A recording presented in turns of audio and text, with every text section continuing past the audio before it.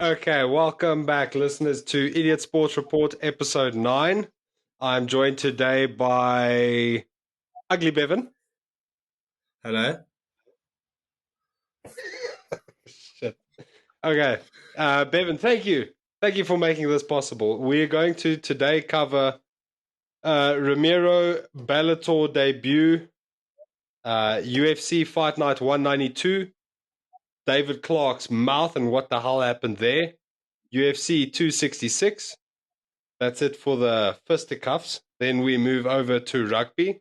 We're going to discuss the Australia-South Africa game, if you can call it that, and the New Zealand versus Los Pumas.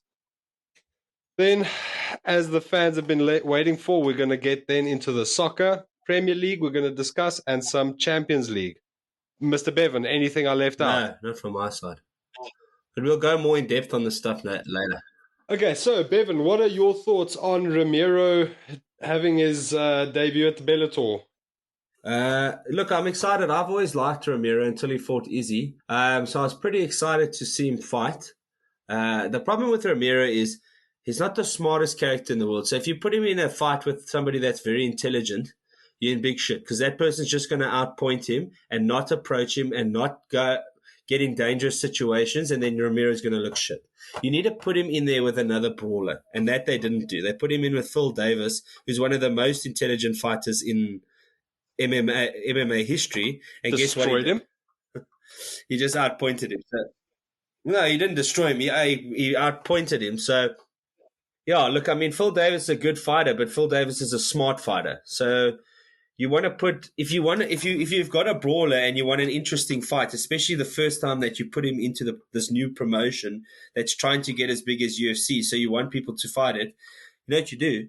You put Ramiro versus another brawler so that they punch each other until they have brain damage. You understand what I'm saying? You don't put him in there with a points fighter who's going to make it boring or not make it boring, but he's going to avoid getting into Yoel Ramiro's range because he's a taller, longer guy.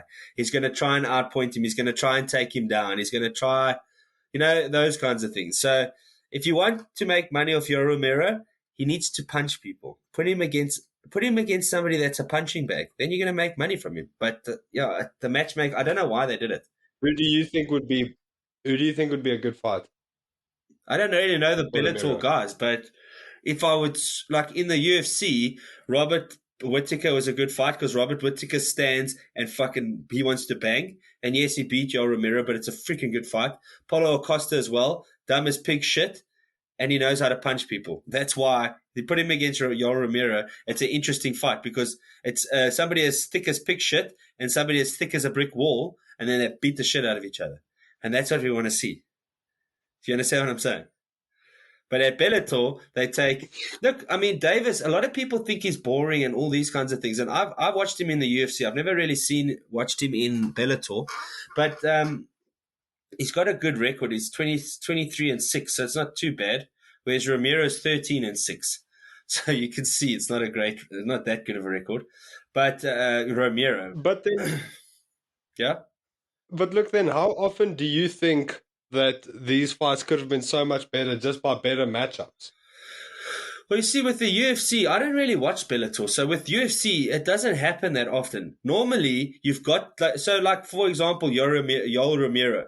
He fought interesting fights like Robert Whittaker, like Paulo Costa, like Luke Rockwold, where he knocked him out. He fought all those cool fights, and then he went for the title. You understand what I'm saying? So they're matchmakers. If you're going for a title, then it must be boring. It's like a test match in rugby. A title is a lot of the time going to be boring, but because it's like a test match.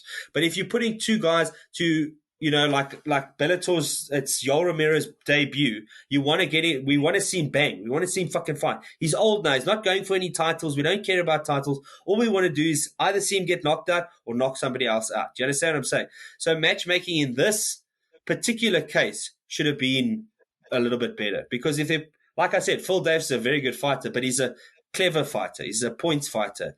He's fighting actually quite well because he's fighting smart, which is boring, but that's a guy that you you make a way for him to get to the title and go for the title. Yoel Romero's past that point. He's 44 years old. Just put him there so he can fucking blick some people. That's all I want.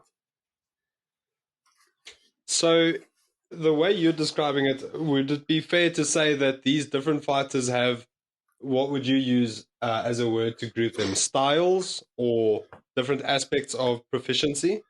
Yeah, of course. What do you mean, Romero and Phil Davis? No, in general. Yeah, so you've got your physical. Yes, that's a long one because you've got a wrestler, you've got a jiu-jitsu guy, you've got a striker, you've got a boxer, you've got a karate guy, you've got all different physical strengths, and then you've got guys that are good at wrestling and striking, and then you've got guys that are good at jiu-jitsu and karate or whatever. So there's a whole lot of mixture, but this is not that because both of these guys are top class. So both of these guys are at the top of the heap. Yoel can wrestle. Phil Davis can wrestle. They can both strike. They're both good at. It's just the mentality. Yoel Romero, he's there to like conquer. He wants to beat the living piss out of somebody, and it takes him a while. It takes him until the third round, and then he starts beating the shit out of people. Whereas Phil Davis is he's playing chess. You understand what I'm saying? Yoel Romero is punching a wall, and Phil Davis is playing chess. That's the difference. It's the mentality that makes a matchup.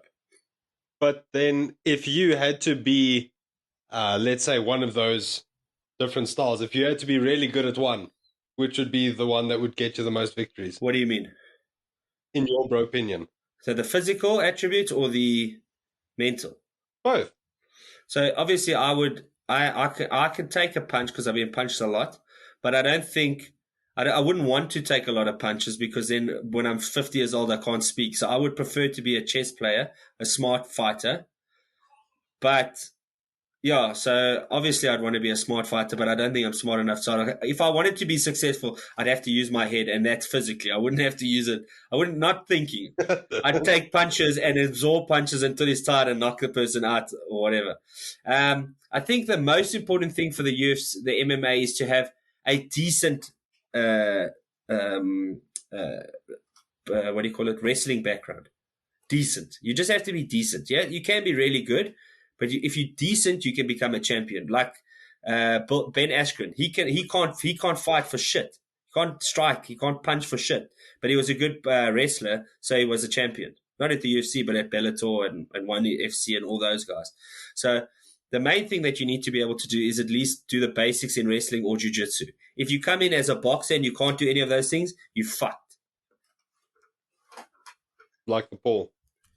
Yeah, well, I mean, if any boxer, if Floyd Mayweather starts doing MMA, they'll beat the shit out of him.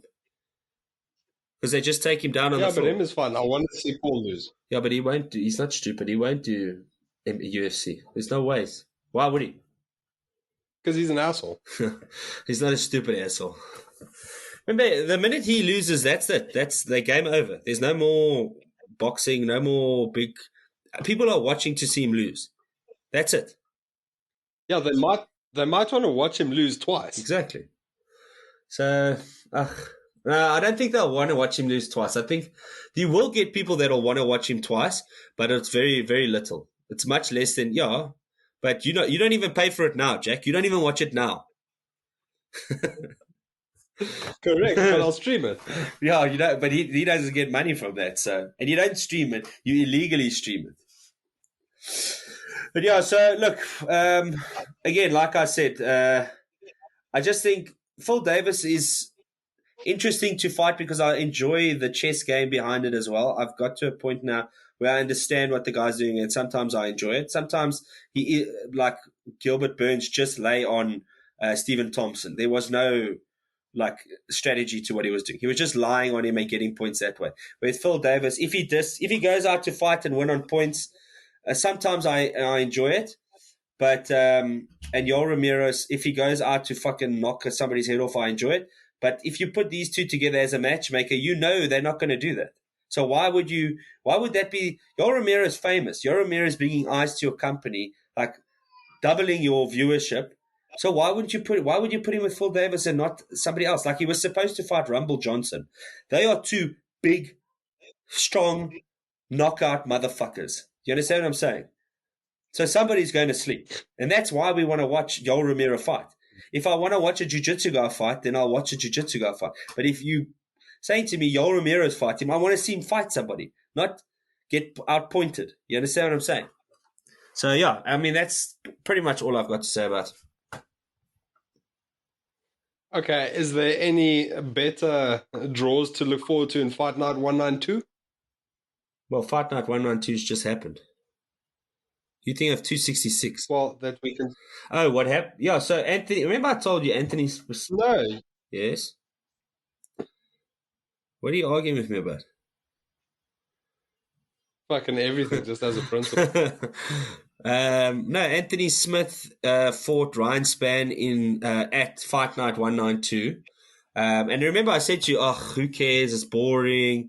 You know, Anthony Smith is beyond what he said. I mean, he's on like 56 fights, you know. I thought Ryan Spann's going to walk over him. He's a really nice guy. He's a very good commentator and analyst and those kinds of things. But I thought he's over. He fucked that Ryan Spann up. Did you watch the video that I sent you? The highlight? Nope. Some of it. Yeah. Not the whole thing. So did you see the guy when he stood up? He's like, where's my respect now? Where's my respect now? He's like, you put some respect on my name. Yeah. So everybody's kind of been disrespecting him like I did. I was like, it's boring. I don't care. But he actually, a lot of people are saying like now he deserves respect. Like now he deserves a good fight. He deserves to be watched from what he did. But in actual fact, so because he was so old, what they were doing was they were saying, listen, you fight all the newcomers like a journeyman or not a journeyman, a gatekeeper. You fight all these newcomers. And if they beat you, they get to the next level. And then he fought 3 guys, beat them. So he's like, no, fuck that. I'm not fighting guys behind me now. I want guys in front of me. So, which, I mean, that's respect. And he beat the shit out of Ryan Spann. Ryan Spann didn't even look like he started fighting. And he fucked him up. And he rear naked choked him. So, no, he deserves it. I'm wrong for disrespecting him. I'm sorry. I'm sorry, Mr. Lionheart. I'll give you my respect. Next time you fight, I'll watch immediately. I won't watch the flipping... the redos on catch up. I'll watch you at 3:00 in the morning. You've got my vote. You deserve it. And he's also a nice guy. He's very like even in his interviews, there's a thing about him where he comes across like super genuine.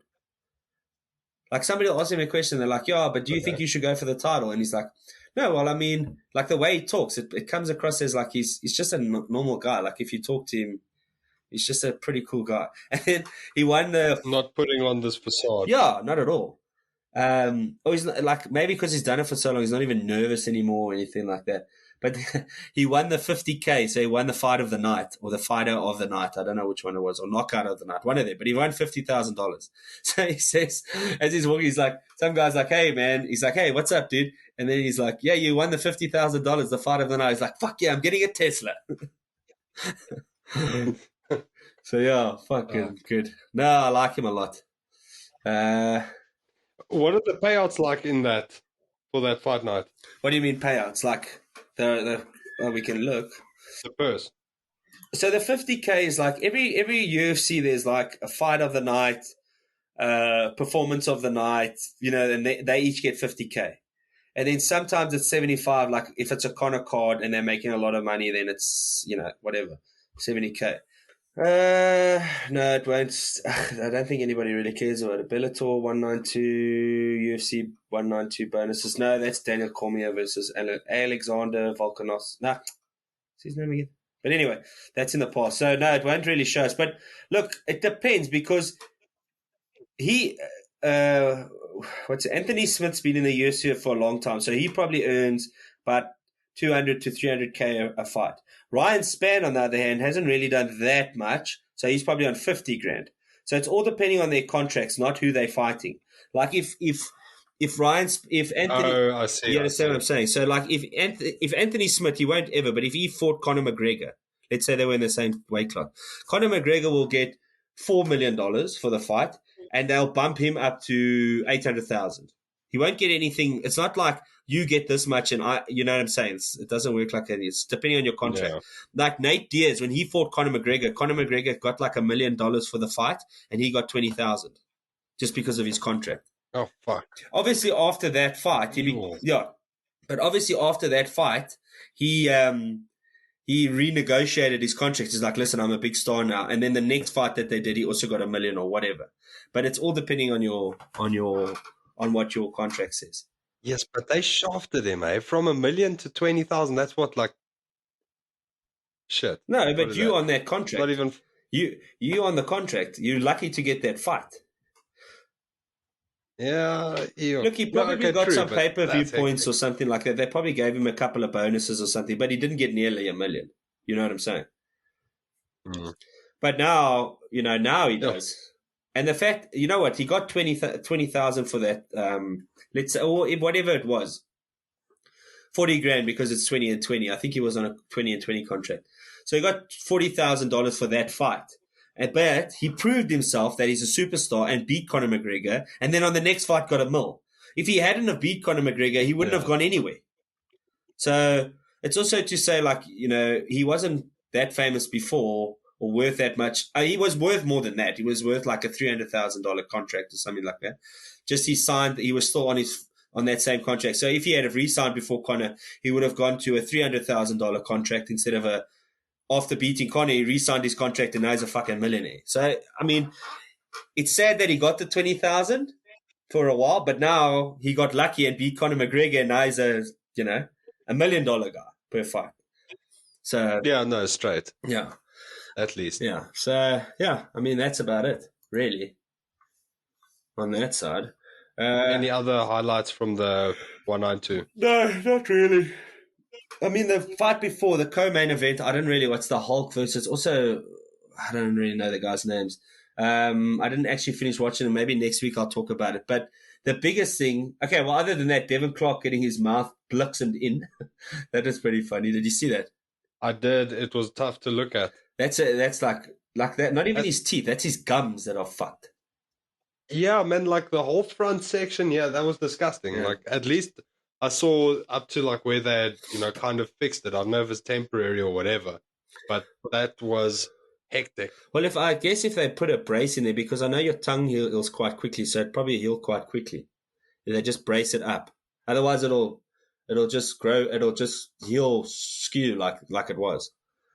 But yeah, that's like that. Have you ever heard anybody say, "I'll punch your teeth into your throat"? That's that. Exactly. That was that. Sorry, guys, if we do sound off tonight, shit. we are on Skype. Jack and them got the coronavirus, the COVID Plague.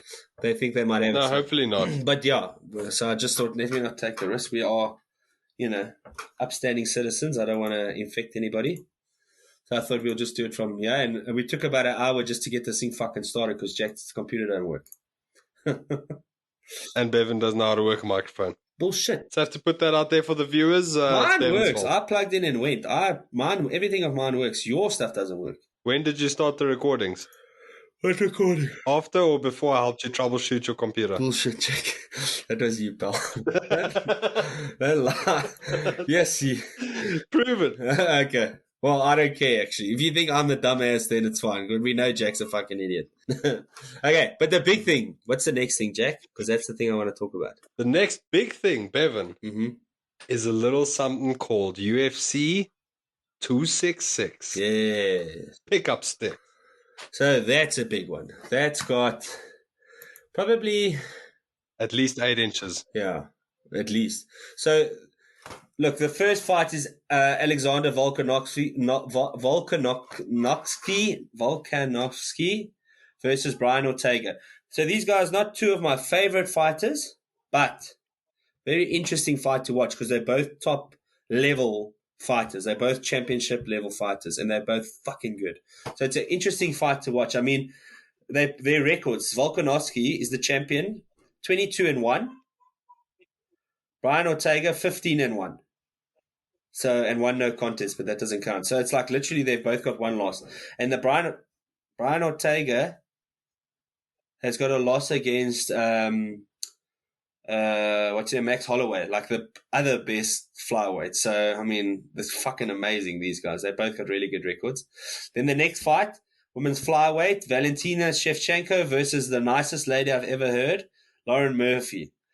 Pity, because I think Lauren Murphy's going to get her head smashed off because Valentina Shevchenko is just too dominant. That's the one with the gun tattoo. Oh yeah, I saw that one, which is disappointingly not an AK-47. Yeah. Did you not watch that? I sent you the countdown, the cooldown, where it shows all of them. Was that the 47-minute Yeah. episode? Yeah.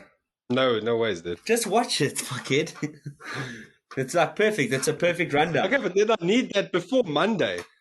No, fuck you. You can do it. Nick Diaz versus Robbie Lawler. Now, this is the biggest fight. This is the actual main event. People are saying is the proper main event of this whole thing. Nick Diaz and Robbie Lawler fought 17 years ago when they were young up-and-comers. And Nick Diaz was known as a jiu-jitsu guy. And he entered into the UFC known as a jiu-jitsu guy. He could strike a bit and take a punch and a good gas tank. Robbie Lawler was like this crazy fucking insane guy that just wanted to flip and rip someone's head off. So everybody thought if Nick Diaz takes him down, he'll win. That's the good thing to do. And Robbie Lawler, if he stands up, he's going to get killed. And what happens? Nick Diaz talks shit to Robbie Lawler, like irritates him, and then fucking knocks him out. So that's why they're going to see now. I mean, it's 17 years later, so it's a completely different people, but we'll see what happens. I'm sure the old blood is still there. Well, they're both old as fuck, so... Not old as fuck, but I mean, they're much older than they were before. I mean, that's two 20-year-olds fighting now. They're almost 40. Very different fight. But we'll see what happens. Then Curtis Blades versus Josinho Rosenstrike. All right. Curtis Blades versus Josinho Rosenstrike. Those are two heavyweights. The one is good all round, and he's also really good on the floor. And the other one is just a knockout guy. He's like a Derek Lewis. Curtis Blades just lost to Derek Lewis, and Josinho Rosenstrike just lost to, I think, Francis Ngannou? No, he lost to Gain. So, yeah, they're both trying to work their way back up. So whoever wins this fight's going to go up, and whoever loses this fight's going to go down and have to work their way up even harder. Then Jessica and... So a lot on the line. Hey? A lot on the line. Yeah. Yeah, they've both literally... Look, they've still got young records, so they've still got time to build themselves up again. But at this point, if one of them loses, they're on their way down. They're going to start fighting guys below them. And the other guy's going to go back up. So that's, it's a proof is in the pudding. Nobody's getting fired after this. There's still big-ish names in the UFC. Then Jessica Andrade versus Cynthia Carvalho. Jessica Andrade is going to beat the living shit out of this chick. Jessica Andrade is like 5'2", but she's about 5'2" wide as well. She's built like a fucking Frodo brick shithouse. She's freaking buff. She just fought Valentina Shevchenko, and everybody thought this was the one. She's going to beat Shevchenko, no problems. And then she got the shit kicked out of her. Valentina Shevchenko did to what everybody thought Jessica Andrade was going to do to her. She did that to her just to prove how much better she is. So Jessica Andrade is good at throwing people like judo throws. Are you listening? Yeah, I'm trying to search what she looks like. Who is this? Jessica Andrade. Valentina Shevchenko is the blonde chick. If you just watch the fucking video, Jack. Really stocky. Yeah. Jessica Andrade. Who are you looking at? Jessica Andrade. Shevchenko is normal. She's not that stocky. Andrade is the short, stocky one. I'm looking at, I think she's, Brazilian or what? Yeah. Yeah, okay. She's pretty She stacked. looks like she's made of steel. But anyway, so Shevchenko, everybody thought, Andrade's whole thing is like she throws people. She like judo chucks them. So she like throws them over her shoulder, like slams them on the ground. So everybody was like, oh, Shevchenko, she's not going to be able to deal with this shit. Shevchenko came out and threw Andrade on the ground like that and like slammed on the ground and shit just to prove. And then at the end, she's like, everybody believe that she's strong. She believe that she's strong. But when she fight me, she know now she not strong. Straight. She's a fucking killer, dude. So yeah, I'm super excited about this. This is going to be fucking awesome. Prelim card. Dan Hooker. Whoa. Yo. Why is Dan Hooker fighting in the prelims? That's weird. Okay. Oh. So there's cool two fights that I want to see here. Dan Hooker versus Nasrat Hamprasta. I don't know who he is, but I know Dan Hooker is, and he's pretty good. And then Roxanne Modaerafi versus Talia Santos. Now, Roxanne, I don't know how to pronounce her surname, but I'll just call her Roxanne. She's the biggest nerd in the UFC. Google her. Just Google on your phone. I'm sure you've got a phone.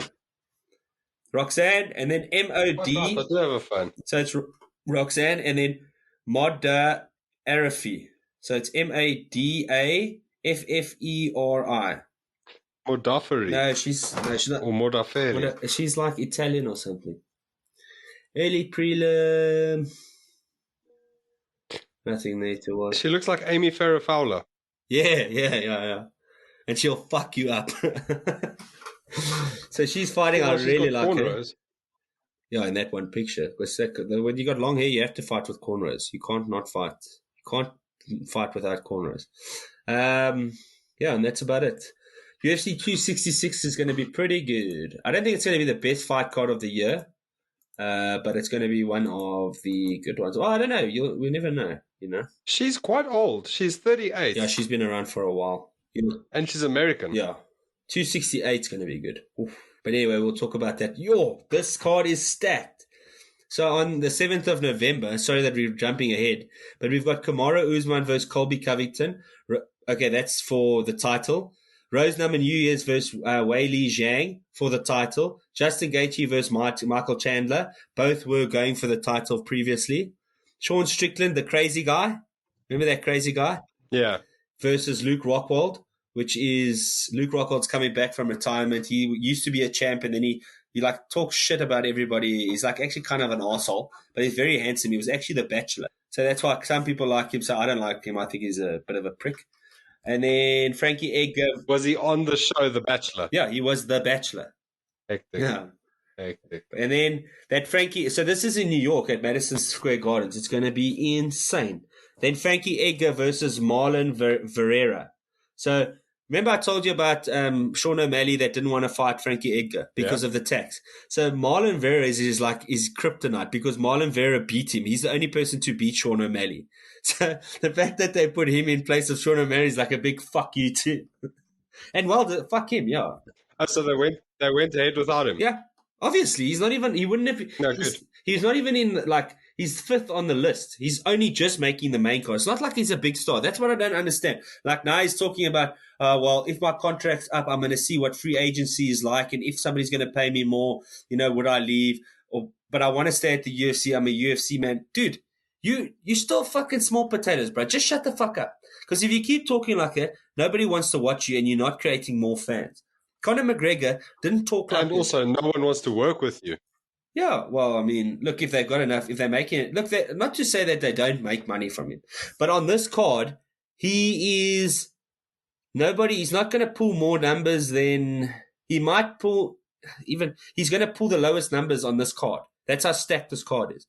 So he's not the biggest star in the UFC. He's not even the biggest star on the card. He's a bigger star than Frankie Edgar and Sean Strickland. And maybe Luke Rockhold now because he's been away. But the top three fights, all of those guys are bigger stars than Sean O'Malley when it comes to people that buy fights. And he's got the biggest demands. Yeah, so that's why I don't know, dude. Just keep quiet. Just wait. Just be patient. He's very talented. Yeah. He's very talented. He's an interesting person, when it comes to the fighting. Same as Conor McGregor. Very, very interesting person. But Conor McGregor stuck to his guns. He just did what he's supposed to and he became a big shot. You're not a big shot yet. You're bigger than you should be because you're not even fucking ranked. But you're not a big shot yet. Don't start talking about – because all you're doing is when you talk like a big shot but you're not a big shot, then people are like, oh, fuck this guy. These guys can talk like they're a big shot. Kamaru Usman can talk like he's a big shot because he's a fucking big shot. He's one of the best. I would say – I know GSP they say is better, but I don't. If he beats Colby Covington now and then beats Leon Edwards, I'd say he's the best welterweight of all time and maybe the best fighter of all time, Kamaru Usman. Now he can say that because he's fucking proven himself. Where Sean O'Malley has the potential to be that good, all he needs to do is shut the fuck up until he gets that good and fight when they tell him to fight. And then when he's that good, then he can make demands, or even before that because he's a superstar. But yeah, it's the same thing. I don't know if you remember, what was that tennis player that was so beautiful? Do you remember that? Anna Kournikova. Do you remember that? Yeah, or Sharapova. Not Sharapova, because Sharapova was good. Anna Kournikova was the one that was so beautiful, but she wasn't that good. And instead of practicing, she became more of a celebrity. And then guess what happened? She never got any better. Fucking nothing, yeah. Exactly. So, look, and then you don't even remember her. So that's the problem. Yeah, so look, I'm very excited. I mean, I'm excited for 266, but 268 looks even better. 267, it's not full yet, so When we don't know. when is 266 on? 266 266 is this weekend, 26th Okay. of September. Then 268 is the 7th of November. That's going to be a huge card. And then 266, yeah, prelim. I mean, even the prelims, this could be a fight night. Yeah, not really, but almost. And then, yeah. So, yeah, that's pretty much all from the UFC. I mean, I saw a video of, I don't know who it was, but somebody was saying how is who's worth for combat sport, Conor McGregor at the moment or Jake Paul? Yo. And I can't remember who was saying it. I can't fucking, it's moving my mind. But the point he was making was, yeah, Jake Paul's a loser, not a loser, but Jake Paul, he's not a professional fighter. He's a bit of a clown. He's a bit of a, but he talks about fighter pay. He's, I know he's doing it to get people to like him, but he doesn't really care about fighters and fighter pay because he's a sociopath, but he's doing it for a good cause. You understand what I'm saying? To get more fighters to get paid more and those kinds of things. He is paying more to But fighters. is that not But is what? but is that not being just a flippant social justice warrior? If it's getting people paid, who cares? And you're not a social justice warrior. You're not talking about social. Well, it wasn't your question of who's doing more for the sport? No, who's worse for or combat contact sport? Conor McGregor worse. is doing nothing for nobody and just making everybody look like pieces of shit. I mean, the fact that, and look, I don't care if you're wearing a pink suit or whatever, but you're on the red carpet and you're wearing a pink suit and then you're throwing your drink around and having a hissy fit. Like,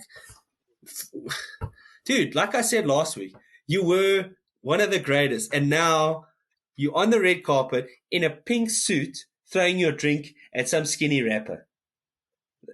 That's a great form. As is Machine Gun Kelly. Yeah, look, when you were earning little money, you were still more of a human being, somebody that I could respect, somebody I could look up to than you are now. That's what people forget. Just because you're rich and famous, I don't care if you're on the red carpet. Nobody that's watching fights cares if you're on the red carpet. So what are you trying to prove?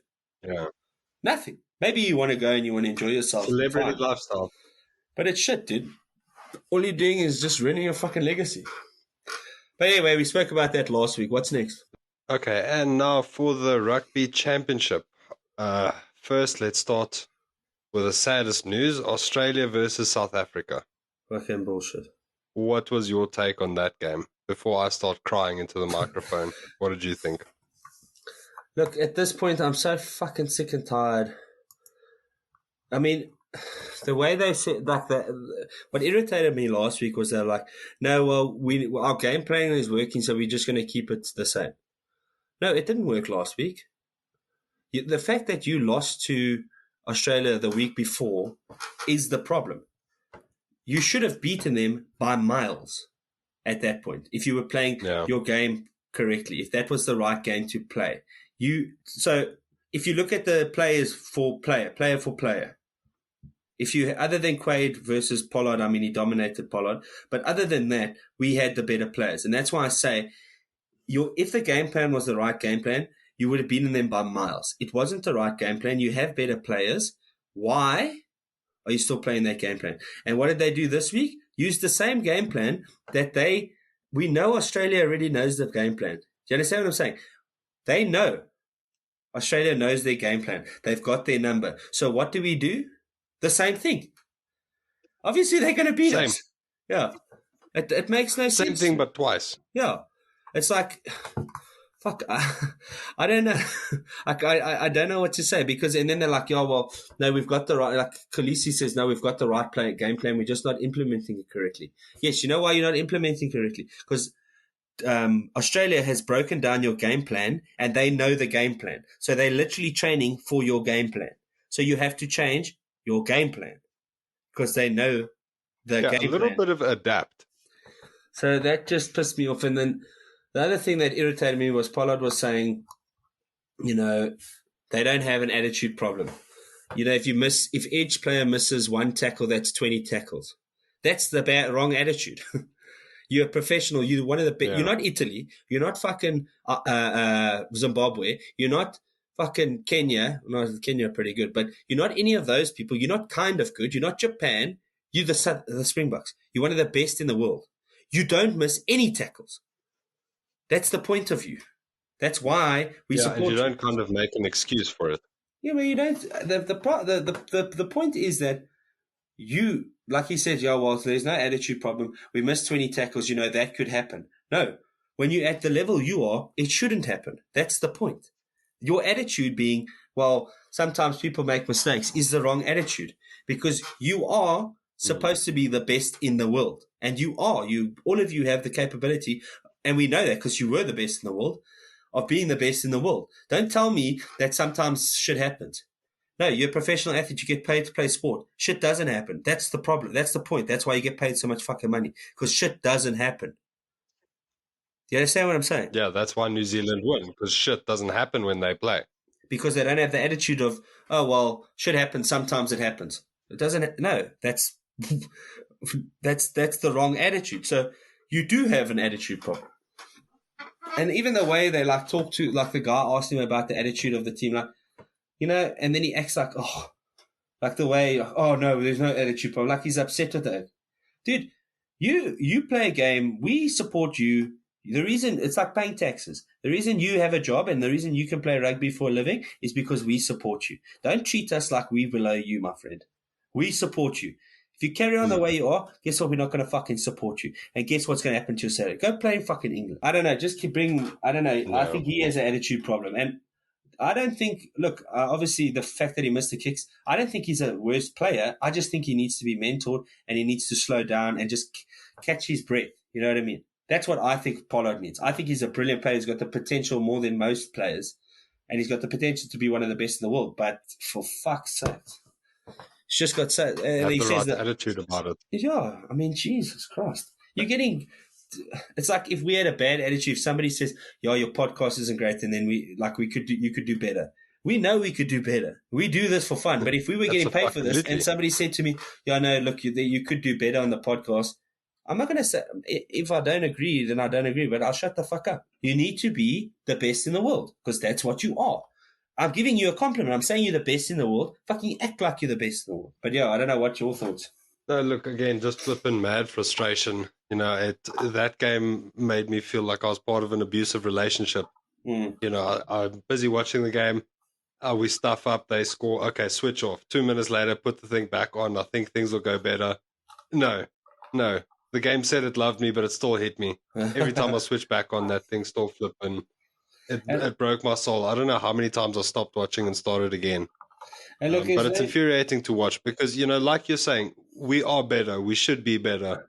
And, if the expectation is to do more and to achieve more, then you can't have the attitude of making excuses or justifying such bad statistics, with the missed tackles, for example. You shouldn't be saying that, it's just sometimes it happens. That's the wrong attitude. I mean, Usain Bolt, if he loses a fight, if he loses a sprint, comes dead last, it's not going to be like, people have bad days, it's okay. No, he's going to go do something, he's going to fix it, Yeah. If you make one mistake in 100 meters, you lose the race. If you make, let's say, 10 mistakes in a rugby match, you'll still be able to win. But if you make 20 fucking mistakes, and if everybody's getting yellow cards, and if everybody's missing fucking tackles, and if everybody's fucking causing shit, and if nobody's fucking willing to put their body on the line around the ruck, then you're going to lose. And then if we say to you, South Africans aren't happy, then shut the fuck up and say you're sorry. Because, I mean, the coach is like, all we could say is that we're sorry or whatever.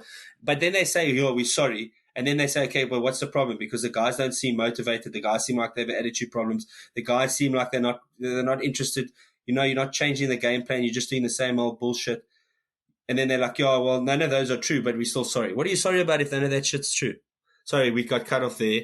One of the laptops went flat. Guess who's? Oopsie. Like I was saying, I mean, it's just like, we're sorry, but then when it's like like you say, an abusive relationship, somebody says sorry just to stop the argument, and then you're like, what are you sorry about? No, not those things. Well, then don't fucking say sorry. You understand what I'm saying? Yeah, at the end of the day, I mean, look, we support you guys. We're there for you guys. The reason you have those jobs is because of your supporters. Like anybody, like a singer, like a rapper, like whatever. Respect your supporters, because otherwise you ain't going to have fucking supporters at the end of the day.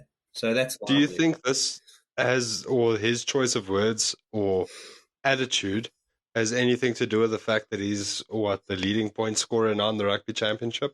No, so what? You don't win it. Who gives a fuck? I'm asking, do you think it has anything to do with that? No, who was the winning point scorer last year? Or the year before? Exactly. Who gives a fuck, actually? I want you to win. It's a team sport, not an individual sport. So if that's his attitude, I don't think so. Look, I mean, we're bad-mouthing Pollard. I don't think he's a bad guy. I don't think he does have like a huge attitude problem. But at the end of the day, if you're saying, oh, well, we missed a few tackles, but that happens, that's the wrong attitude. Your attitude needs to be, I'm the best in the world. I don't do nothing wrong. If it happens wrong, guess what? I'm going to fucking fix it. That's it. No, make no mistake. I still rate him. I mean, in one of the earlier episodes, I said that he's, one of my top fly-offs, but that's not to say that he can't be wrong now, I don't think... No, I mean, he's always been very good, but... I just think an attitude or a poor choice in words. Yeah, look, he's always been good. He's always been a good player, but he's not... He's destined for greatness. He's that good. Pollard is that good that he's going to be a great player, one of the best players. At this point, he is just dropping the ball. He's not there yet, and he needs to step back, take a deep breath, and then move forward. At this point, he's just playing himself into a hole, or that's what it seems like to me. But yeah, you know what exercise would be good for the Springboks? I think if you line them all up and tell them to move 2 tons of bricks or some shit back and forth. Didn't they do that in the World Cup? What does that cock we did in high school? Stupid shit. No. Nah, look, at the end of the day, it's not like a huge thing. I mean, we're ranting and raving about this, but the thing is that in South Africa, we need to start expecting excellence, because we do have excellence in our country. And the problem with the Springboks is, if they have this kind of attitude where they're like, yeah, well, we missed this and what, then you become mediocre. And you're not mediocre. You are excellent. That's why you're the best in the world, or one of the best teams in the world, because you're excellent at what you do. You didn't win the World Cup for free. Yes, you're an excellent team. You beat the Lions because you're excellent, because you play excellent. You're one of the best. So don't give us these mediocre fucking excuses. Say to us, listen, guys, we made a mistake. The game plan was wrong. They figured out the game plan, and we were dumb and we went in. That's fine. Everybody makes mistakes. But you telling us that, you missed tackles, that's not the issue. You could have missed 21 tackles and played a different game plan, and you would have won. That's not the issue. And again, like I said, you shouldn't be missing fucking tackles. But I don't know. The coach just seems to me like, when Rusty's around, it seems like a well-oiled machine. And then this oak, I don't know, something about him that's not too... I don't know who he is, but he doesn't seem like he is excellence. Like, he gives off that kind of vibe. He looks like me, like he gives off like a mediocre vibe as a person. But again, I don't know anything about him. But no.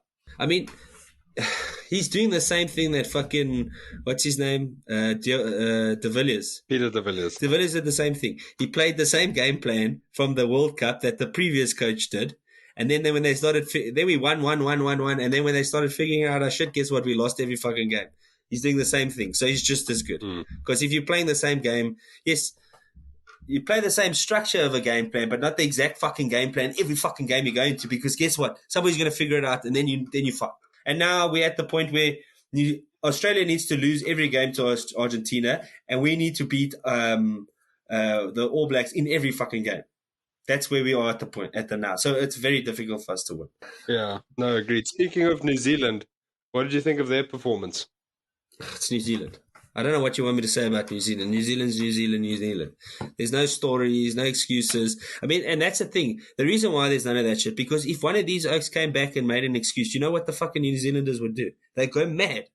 They'll go crazy. No, that's like shit. No, and they'll probably drop him because nobody will want him. Like, they listen to their supporters because that's all they've got. Same as the Springboks. You've got nothing other than your supporters, my friend. Guess what happened in 2003, when you were so shit? Nobody wanted to watch you.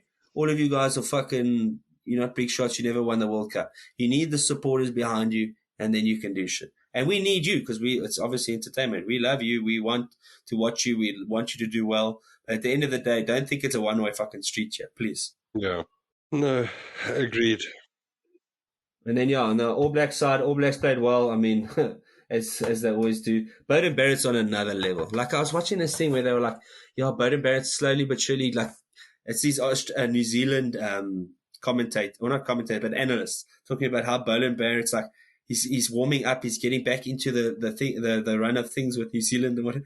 And I'm like, that's how good Bowden Barrett is. Yeah. He's the best fluff in the world, and he's still fucking warming up. He's still getting used to, playing full contact, or not full contact, but not Japan league. He's getting used to playing against, like, bigger teams. And he's still the best fluff in the world. He's still fucking scoring amazing tries and running like a king. That guy's on another level. But again, Bowden Barrett also had the potential a long time ago when he was under Dan Carter. All he did was he kept quiet, he kept understudying for Dan Carter, and guess what? Dan Carter mentored him, and when he was ready, they put him ahead. What did we do with Pollard? The opposite. He's young, he's doing well. He should have had a mentor, he should have been playing, and I don't know the situation, but the perfect situation, under Monestan, and now, just before the World Cup, or just after the World Cup, they should have let him loose. And he would have been another fucking Bowden Barrett. Because, okay, he's not as quick as Bowden Barrett, but he's got the potential to be as good as Bowden Barrett. And guess what? Nothing. Well, not nothing, but he's not as good as he should be. Significantly less. Yeah, there's something about New Zealand that makes them flip in solid 9s and 10s, eh? Yeah. They do make them really well done. Sevens, they have brilliant locks, they have good props, hookers. But don't they have? They have nothing not good. I mean, the Izzy Dagged 15, the wings. They have the two best, like in the top 5 centers in the world of all time. Umanga and Conrad Smith. So they're just good at everything. But so are we. That's the thing. So are we. Now let's start fucking acting like we are. You know what I mean? Let's act like we are the best, because we are just fucking good. We've also got fucking good players. Pollard is a good player. Fuck is the best scrum off at the moment.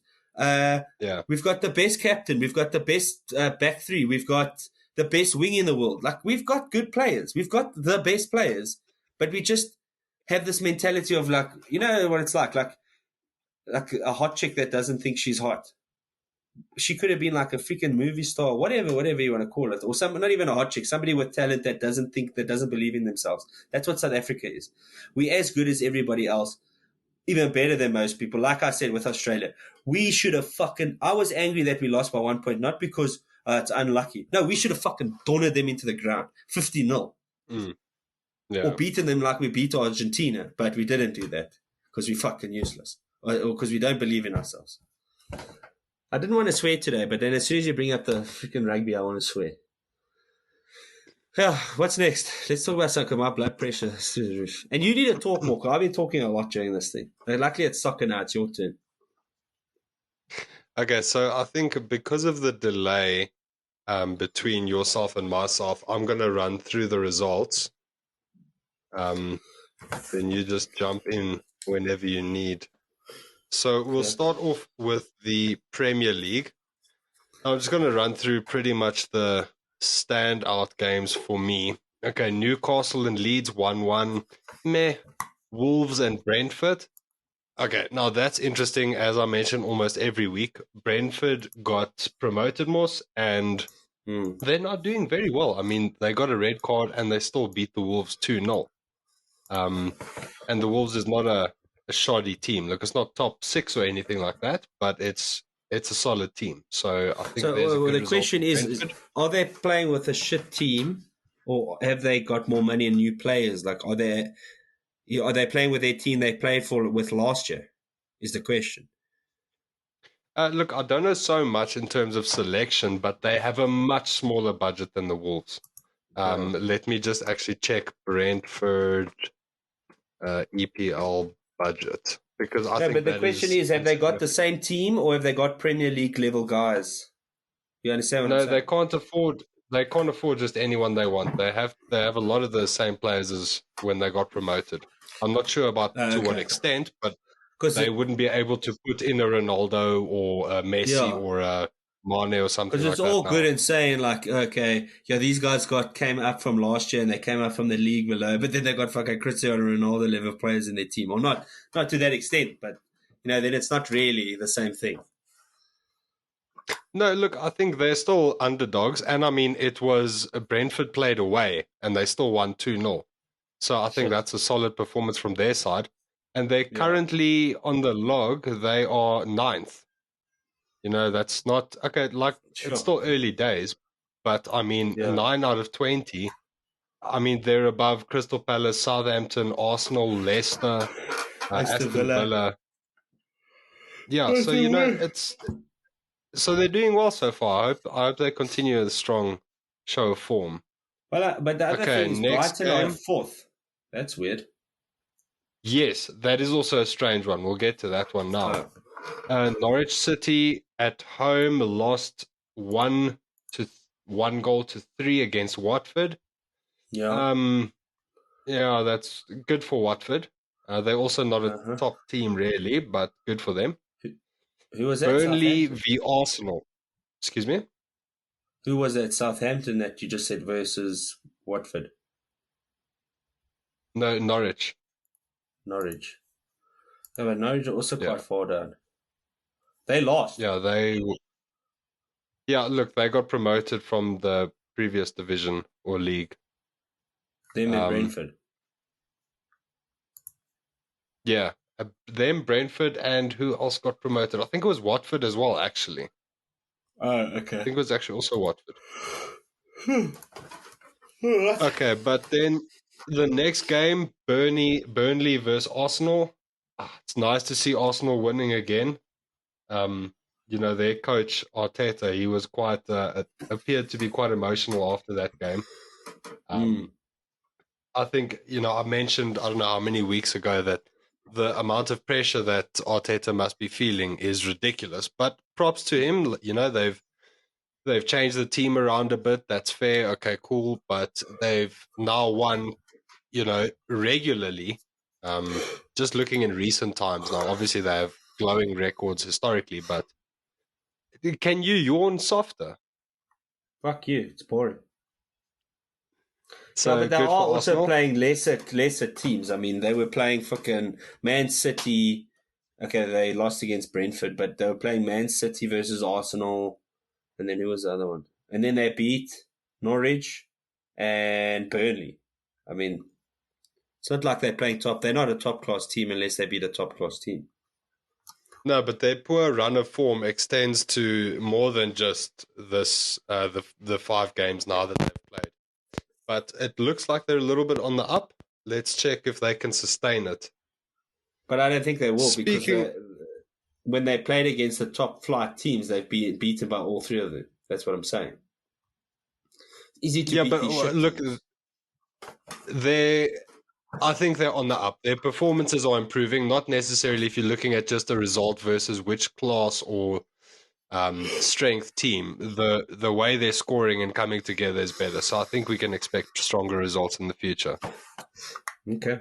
That's what you think. I don't think so. Man City, Southampton, 0-0.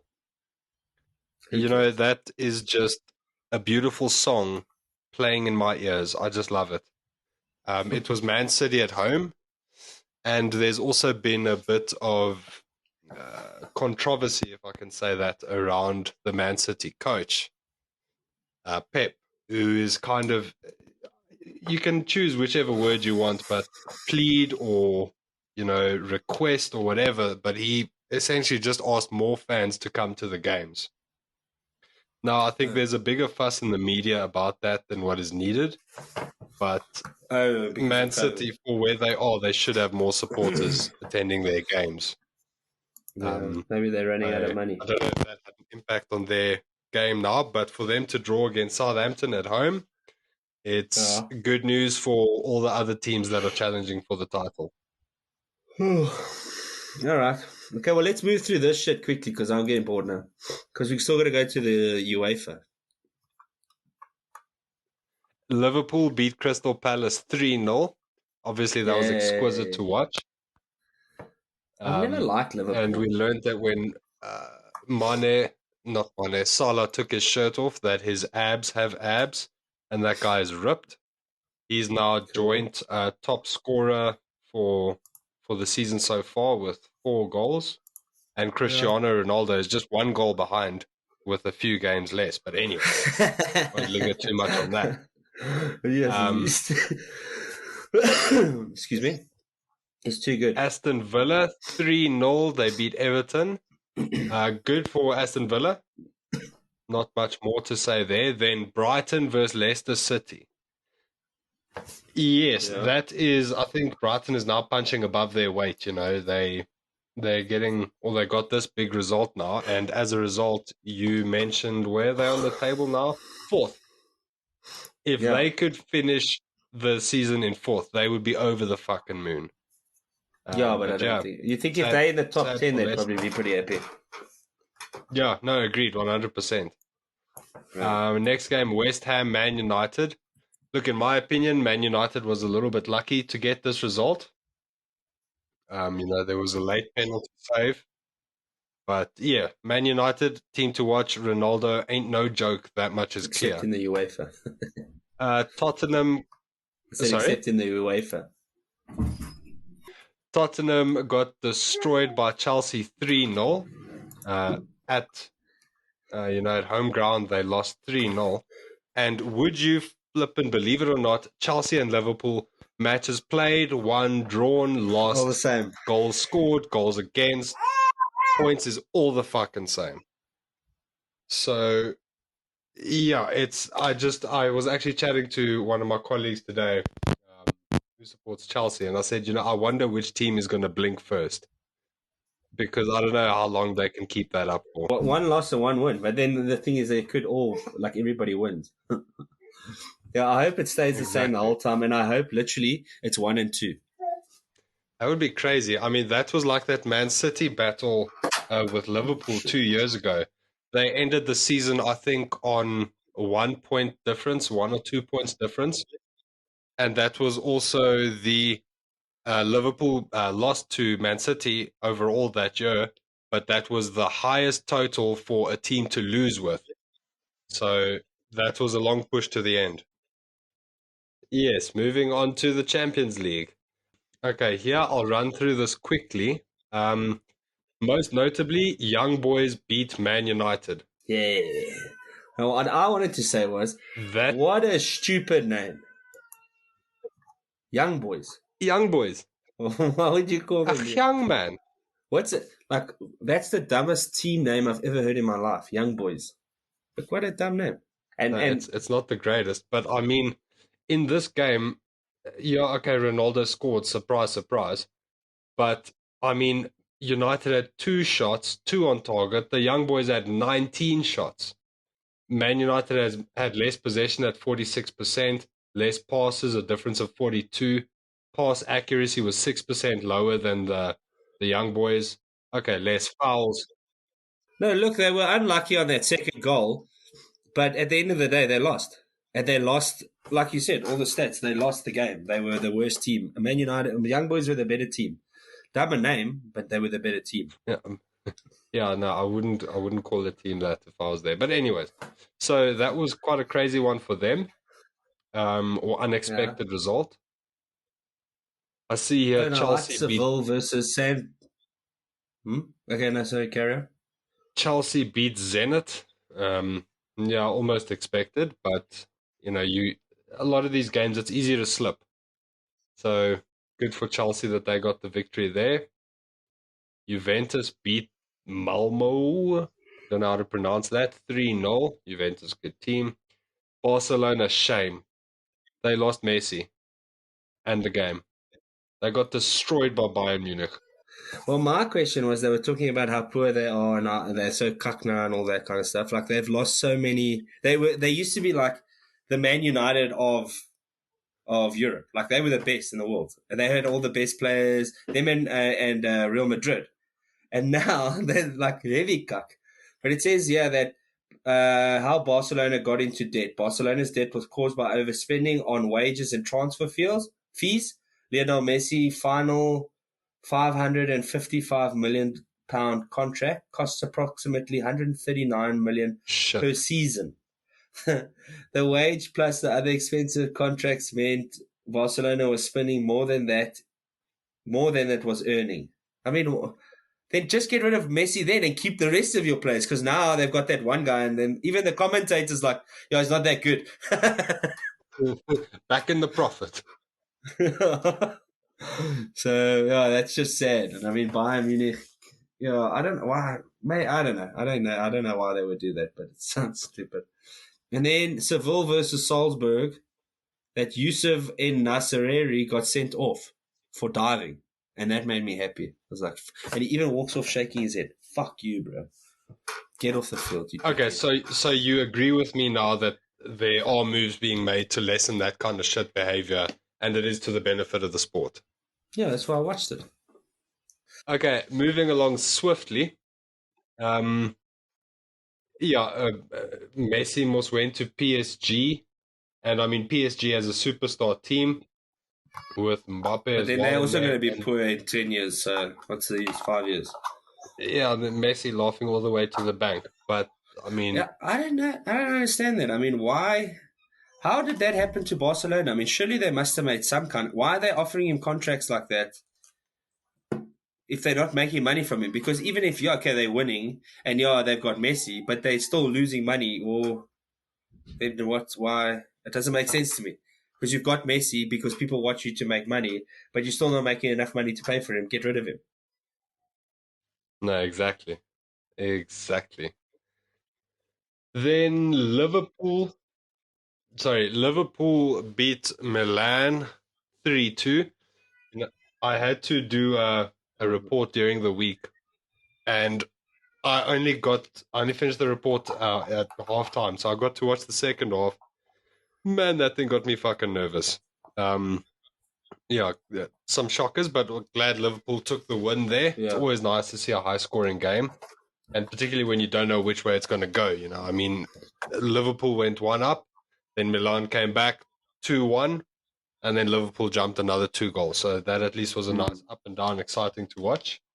Is that one of the games you watched or not? No. Pity. I knew you were going to watch it. Okay, then Man City versus Red Bull Leipzig. That was destruction. That was a high-scoring game. 6-3, 9 games in total. That's 1 goal every 10 minutes at an average. Yeah. That's quite intense. Good for them. And Ajax destroyed Sporting 5-1. Okay, I'm not too familiar with those teams other than knowing a little bit about Ajax, but... Yeah, well, Ajax is a South African team as well. Yeah, that's a very small one, though. It's not even in the... They used to be. What league do we have here? Premier League, no? Anyways. What is it called? Yeah.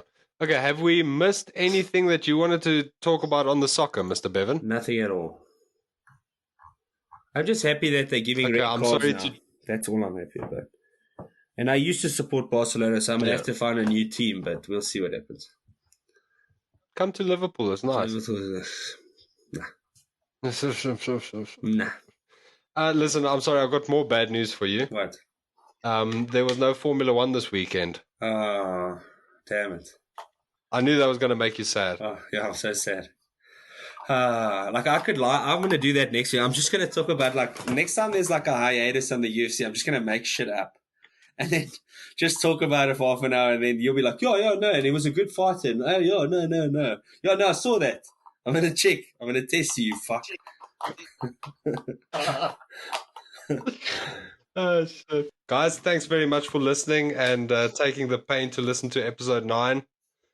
It had to be long distance love because I might potentially have the plague.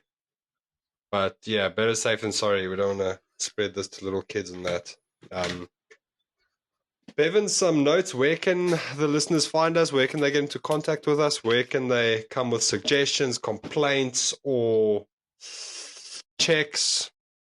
I don't know. You can check us on Facebook at Idiots Report Podcast on Facebook. or Idiot Sport Report on Facebook. I might be changing it. I couldn't change it the other day, but I'm trying. YouTube, we on Idiot Sport Report on YouTube. All the episodes will have a video made. Nothing too crazy, but you can listen to it on YouTube. And then obviously Spotify, wherever you guys listen to it. Please share the podcast. Let other people know. Pretty, please. Get us some listeners. You can also follow us on Instagram at Idiot Report Podcast on Instagram. So yeah, just thanks for listening, guys, and please let people know if you're on Apple, give us a rating. Please give us 5 stars. If you're not going to give us 5 stars, please don't listen. But other than that, yeah, no, thanks for listening, guys. If you want to get hold of us, I'm sure it's quite easy. Everybody knows how to do it nowadays. Yeah, and if we get to, I don't know, if we get an increase of 20% or 10% of viewers, I'll make a point to actually watch the shit that Bevan sends me and be better prepared for next time. Listen, we need to weigh ourselves next week then, hey? Sorry, guys, we're not near each other, so we can't weigh ourselves. I weighed myself on our scale and I weighed 98. So, I don't know, Jack rhymes with fat, I guess. Jack is just a 4-letter word. Okay, no, but yeah, then we'll give the update on the weight next week. So then that'll be the 3rd of the 4th weigh-in. We'll be 1 week closer. Let's just remind ourselves of the stakes here, Bevan. It was a case of beer, pizza, and a punch. What did you weigh, Jack? I told you what I weighed. I also weighed, I think, 98.7 or something. Okay. And remember, it's the lightest person at the end of it, or the most weight lost. I know you're tired of listening. It's probably nobody's listening now anyways. I think the retention's until like an hour 11. All right, cool. I'll chat to you later.